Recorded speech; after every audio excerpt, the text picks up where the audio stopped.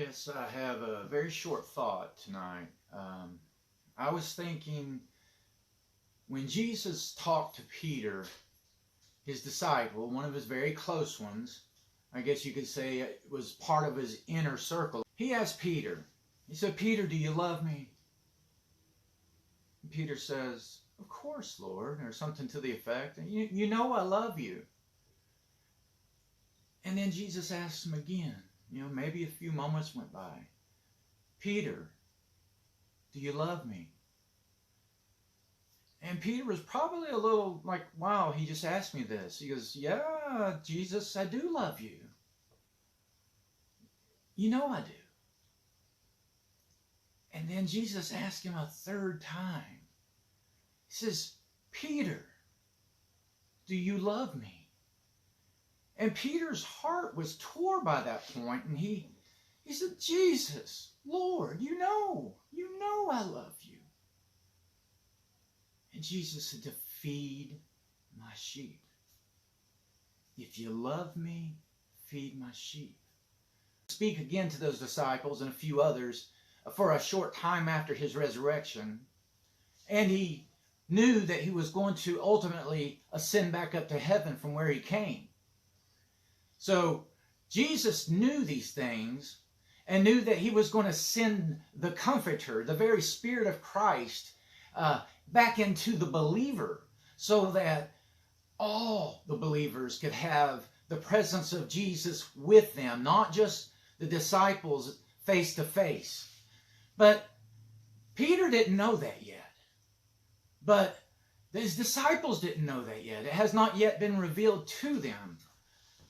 But what Jesus was making a point on this particular occasion was Peter loved the sheep like I love the sheep. As Christians, you grow up in your Christianity. You're no longer a baby. You're no longer barely making it. You're no longer solely dependent on someone telling you what to do. You've developed your own personal relationship with Jesus Christ. You grew into His Word by listening it preached to you, taught to you, you reading it out loud to yourself. You grow up spiritually. Your faith grows. And as you grow, just like the natural life circle, as a baby becomes a child, becomes a teenager, becomes an adult, the adult is going to become a father or a mother and then teach and feed that baby so it can become a child. And so that child can become a teenager. And that teenager can become an adult themselves. And that's what some would call the great circle of life. Spiritually speaking, Jesus was saying, "Peter, I'm not going to be here. And I'm not going to be feeding the sheep like I am right now. But I'm wanting you to do that." And he was reaching around Peter and speaking to the Christian church that if we love Jesus, we need to love the sheep like he did. We need to love the lost. We need to go and seek them out like the Lord did. The Lord saw the potential in the lost, where many of the goodly ones in Jerusalem that day, the religious ones, the rabbis and the priests and the Sadducees and the scribes, and they looked down upon the lowlifes, the sinners, those that were down in the streets and poor and beggarly, that was not part of their direct world. Well, Jesus broke the mold, and he would go and sit down in the midst of these common, everyday people. And it confounded the wisest of the Jewish leadership. And they say, that man who claims to be the Messiah, he goes and eats with the lost. He talks to the lost. Why does he do that? Jesus perceived they were saying that.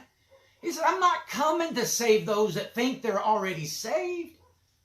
He said he's coming to the hungry, lost, because I see the potential that they can become a sheep, one of my very own.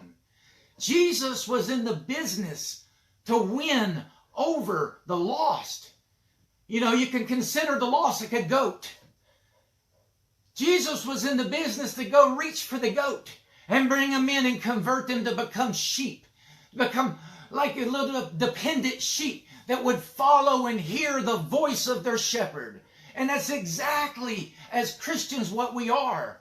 And we grow and mature. And like Peter was being taught that day, you, Peter, you, Christian, need to feed the sheep. We need to go reach the lost in the world. And instead of saying you're a goat, you're always going to be a goat. I'm not going to look your way. You're just a sinner, a wretched person. I don't even want to look. That's the wrong attitude. We need to look with the eyes of the Lord. Compassion, love, and mercy. Because without that, you and I never could have been saved. I was a goat. You were a goat. We were once all lost.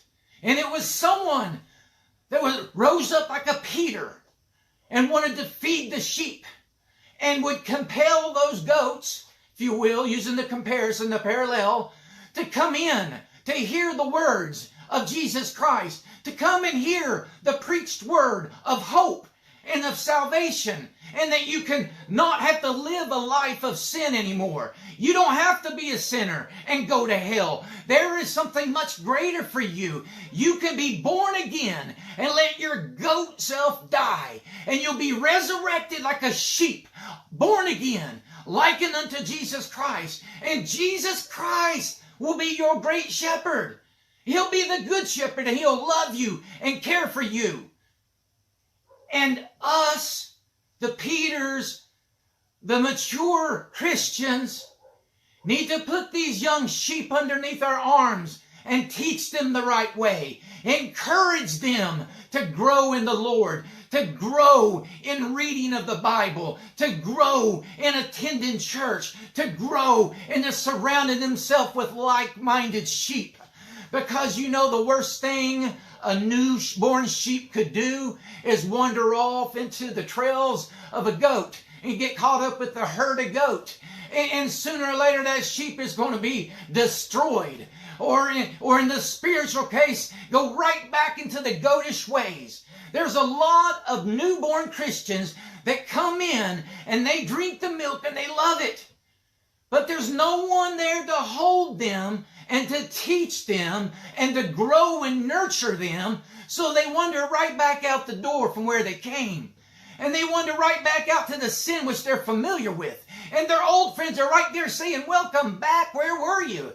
And you cannot, like you didn't even miss a skip. You go back out into sin. And the devil will do his best to try to make you forget all about that experience. It never really happened. But it did. The devil's trying to steal the newborn sheep. The devil's trying to steal the weak-minded sheep. And I mean no offense about that. Not offense. The weak-minded sheep are those that are hurt or down, or maybe just haven't had the privilege to study and learn and understand the goodness of Jesus. Where's the Peters out there? The ones that says, I love my sheep. And I will do what Jesus Christ said. And I will love Jesus because I will love the sheep. And I'll be like Jesus and I will love the sheep. So my challenge to you, fellow Christian, grab a hold of those young Christians. Hold them in your spiritual arms. Teach them the right way. Don't let them go. Encourage them to stay. Encourage them and let them know they're loved. And grow them in the knowledge of the Lord through the Word of God. Teach them. Talk to them. Read to them. Preach to them.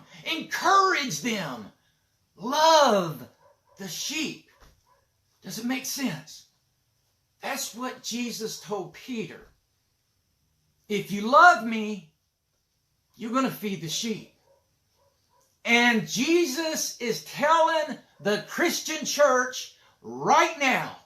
If you love me, you're going to go feed the sheep. You're not going to let the world have them back. You're not going to let the devil snatch them away. Because you love the sheep like I love the sheep. So I ask you, pray tonight, Christian.